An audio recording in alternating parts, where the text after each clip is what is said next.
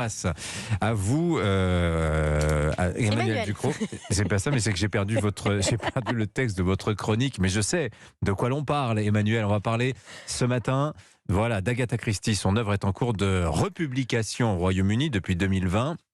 Seulement, il se trouve, Emmanuel, que son éditeur HarperCollins a décidé de soumettre Miss Marple et Hercule Poirot à la lecture de Sensitivity Readers. Alors, qu'est-ce que c'est que ces Sensitivity Readers ? Ce sont les lecteurs de la sensibilité qu'on pourrait aussi appeler des démineurs littéraires ou, ça c'est ma vision des choses, des biblio-hygiénistes.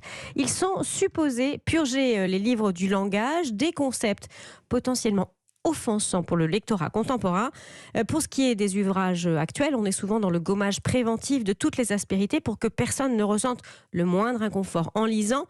Quand un auteur crée par exemple un personnage qui souffre de discrimination que lui-même ne connaît pas, attention, il peut pécher par appropriation de la souffrance d'autrui. Il lui faut donc un garde-chourbe sensible. Ça revient à dire que toute licence littéraire est désormais en liberté surveillée. Mais pour les livres à paraître, soit. Mais en ce qui concerne les œuvres plus anciennes, comme celle d'Agatha Christie, écrite en 1920 et 1976, ça pose des vraies questions. Elle est potentiellement devenue intolérable pour une partie du lectorat. C'est du moins ce que pense l'éditeur. Mais qu'est-ce qui a été réécrit précisément dans l'œuvre d'Agatha Christie à ce stade des choses-là ? Alors, souvenez-vous, en 2020, c'était le titre de l'ouvrage 10 petits nègres qui avait été révisé, devenu Ils étaient 10 pour, selon l'héritier d'Agatha Christie, ne blesser personne. Là, on va bien au-delà. Selon le Télégraphe, des paragraphes entiers ont été expurgés ou plus radicalement supprimés.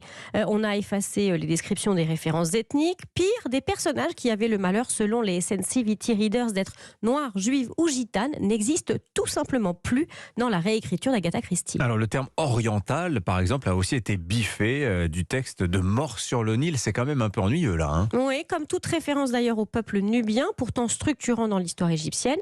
Dans cet ouvrage de 1937, il est question d'un serviteur noir décrit initialement comme souriant quand il comprend qu'il doit taire un incident. Dans la version sensible, il n'est plus ni noir ni souriant, c'est simplement devenu une personne qui acquiesce.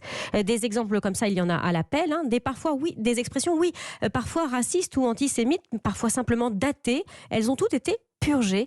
Et cette réécriture, elle est vraiment, vraiment problématique. Mais alors, justement, pourquoi ça pose problème, ces réécritures sensibles, Emmanuel ?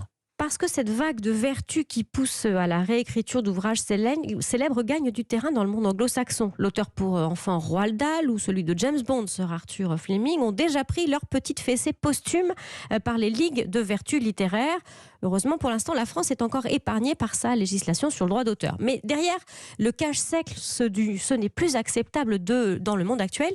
Ce qui est à l'œuvre, c'est un effacement de l'histoire littéraire, comme on effaçait les personnages sur les photos sous Staline. Et puis c'est surtout l'affirmation que le lecteur d'aujourd'hui est dépourvu de tout recul par rapport à un texte. Il faut donc lui mâcher le travail en lui servant une purée bien lisse, sans morceaux, comme à un petit enfant. Lire, normalement, c'est se confronter. Là, on ne permet plus, en faisant ça, à personne de se confronter à rien du tout intellectuellement. En somme, on force les gens à enfiler les charentaises de la pensée. Alors, tous les lecteurs, tous ceux qui aiment les livres, les auteurs devraient s'insurger. Les éditeurs pourraient facilement présenter des lectures critiques ou annoter des livres qui ont mal vieilli, parce que oui, c'est vrai, des livres ont mal vieilli. Quand ils les réécrivent comme ça, ils font le choix de servir au lecteur de l'eau tiède à la place du thé.